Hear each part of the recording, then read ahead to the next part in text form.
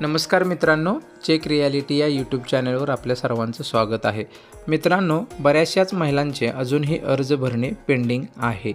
काही महिलांचे फॉर्म भरून झालेले आहेत, ते अप्रूव्ह झालेले आहेत, त्यानंतर काय करावं अशा बऱ्याचशाच महिलांना प्रश्न पडलेला आहे।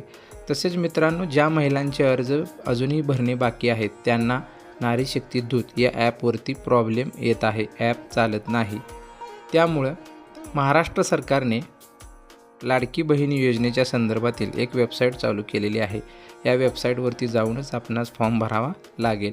या संदर्भातील संपूर्ण माहिती आपण या व्हिडिओच्या माध्यमातून पाहणार आहोत। चॅनलवर जर नवीन आला असाल तर चॅनलला सबस्क्राईब करा, व्हिडिओ आवडल्यास लाईक करा, शेअर करा।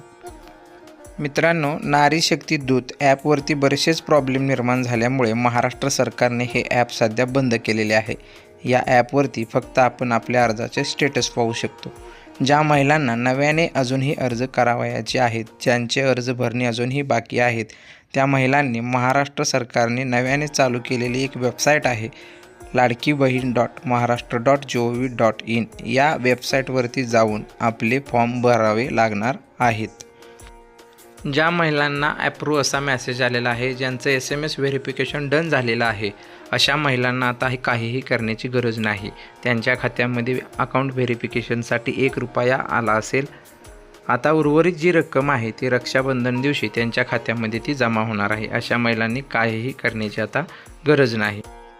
ज्या महिलांचा अर्ज अजूनही पेंडिंग टू सबमिट असा रिमार्क दिसत आहे, म्हणजेच तुमचा अर्ज अजूनही अधिकाऱ्यांनी पाहिलेला नाही, त्यामुळे तुमचा अर्ज अजून सबमिट झालेला नाही। जेव्हा सबमिट होईल तेव्हा तुमची सर्व माहिती बरोबर असेल तेव्हा तुमचा फॉर्म अप्रूव्ह केला जाईल किंवा जे काही स्टेटस असेल ते तुम्हाला या ठिकाणी दिसेल।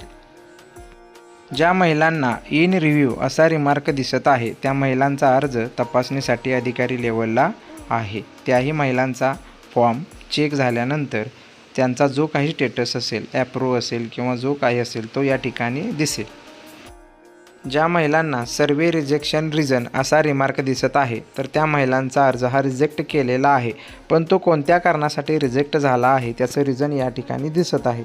त्या महिलांनी ते जे रिजेक्शन कोणत्या कारणासाठी झालेलं आहे ते पाहावयाचं आहे आणि ते पूर्तता करून नंतरही आपला अर्ज नंतर सबमिट करू शकतात।